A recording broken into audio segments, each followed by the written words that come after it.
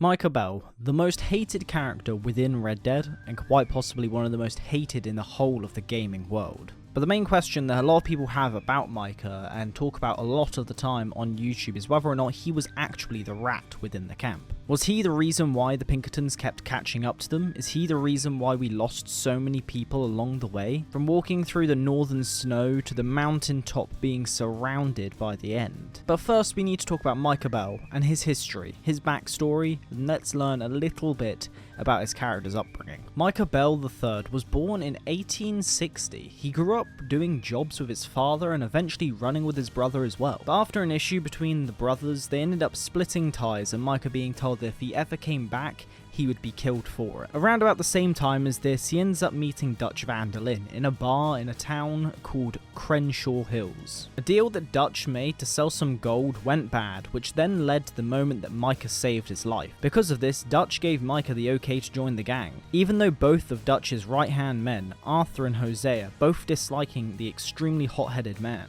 In the lead up to what brings us to the beginning of Red Dead Redemption 2, he ended up starting a job for a ferry in Blackwater. Dutch decides to side with Micah, the devil on his shoulder. However, we all know how that ends up ending, with Dutch killing a woman on the ferry and 3 members of the gang also dead by the time that we start the story of Red Dead Redemption 2. Now, if you're here, we already know exactly the events of what went down in the game. So what we're going to be talking about in this video is 4 main theories that you see tossed around on YouTube all the time, which always ends up following either one of 4 ideas. Micah was the rat from the beginning, Micah was only the rat from Guarma, there was no rat at all, and then also the idea that someone else was the rat. We're going to be talking about all of that right now, and one of the key ones, for example, that a lot of people talk about is the idea that there was no rat in the first place and that they were fighting a massive uphill battle from the start.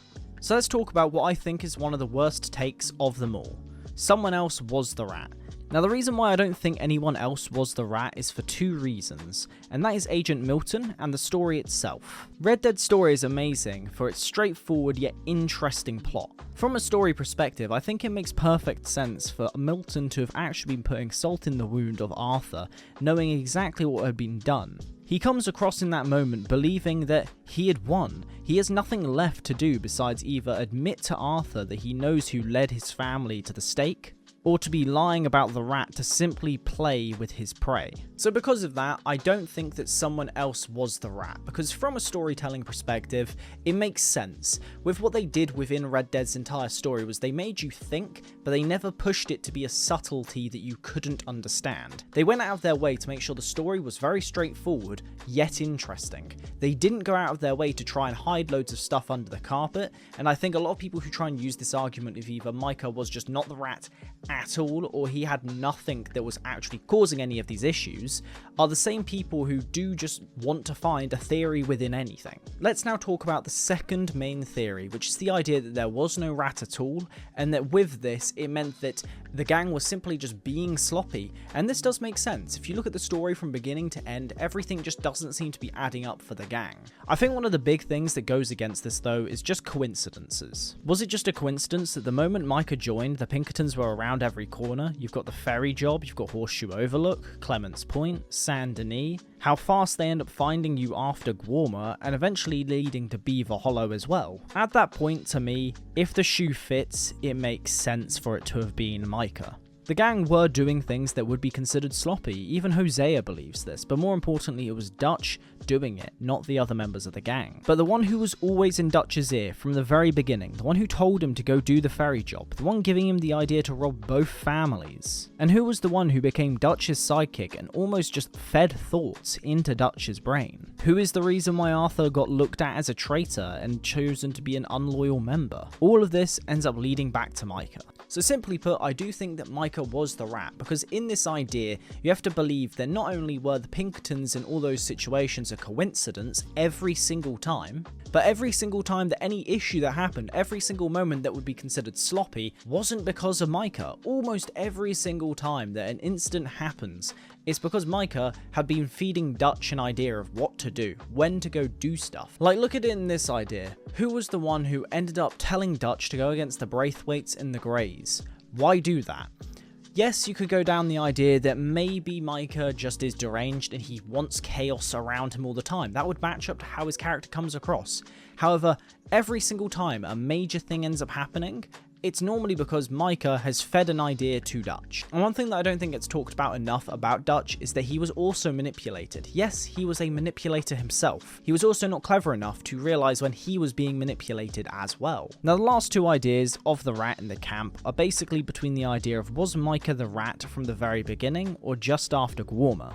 But I do think based off of what I've spoken about in this video and what we saw within the game itself, I think Micah was the rat, but only after Gwarmer. Now I can see why people would believe that Micah was the rat from the beginning. For example, we obviously had the events from before the game started and the beginning of the game in that first like 3 to 4 chapters. However, I want to talk about two key things that to me show the opposite side of this. One is Agent Milton simply saying it. Now this is for the same reason that I mentioned earlier on, as I do believe that Milton was simply gloating and trying to just shove the knife in deeper. Not just trying to cause issues within the camp, because really, Milton believed in that moment that he had won. He believed that the Pinkertons were surrounding Dutch.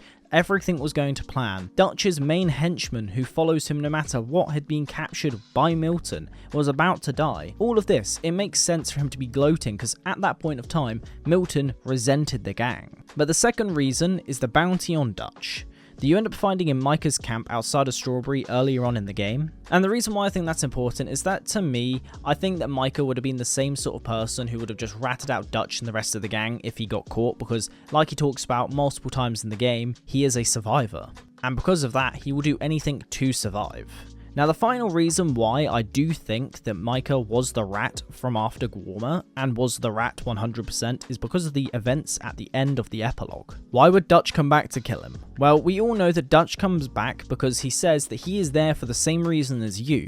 That's what he says to John, so he is there to kill Micah, that's no question. He is the same moment where he has to choose between who he shoots at, the 3 people in that scenario. But this time he ultimately chooses the right choice. However, sadly, because of the events of the first game and Dutch's actions, his redemption kind of gets undercut, which is kind of disappointing. But the reason why he eventually comes back is because he blames Micah for his gang, his family, and the people he cared about falling apart around him solely because of Micah. But also, I think that Dutch knows deep down that Micah was the rat. He didn't just manipulate Dutch to keep himself alive, but eventually chose to try and survive by ratting out the whole group. Now obviously, I know that a lot of people might disagree with my opinion on this. I'd love to know down below in the comment section, do you think that Micah was the rat? If so, when do you think he became the rat? Do you think he was one after Gwarmer or from the beginning of the game? I do believe that the idea of him being the rat from the very beginning is a very enticing story. I'd love to see and actually learn if which one was 100% accurate.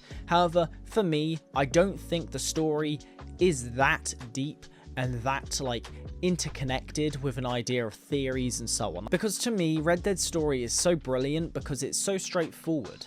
It doesn't try to hide loads of details to you. The characters are so blatant and visible. Everything simply makes sense for why it's happening, even if it annoys you that it's happening. And because of that, I do think that Micah was the rat from Gwarmer, not from the beginning of the game, just because of the events and so on. I do think at the beginning, the gang were just getting sloppy.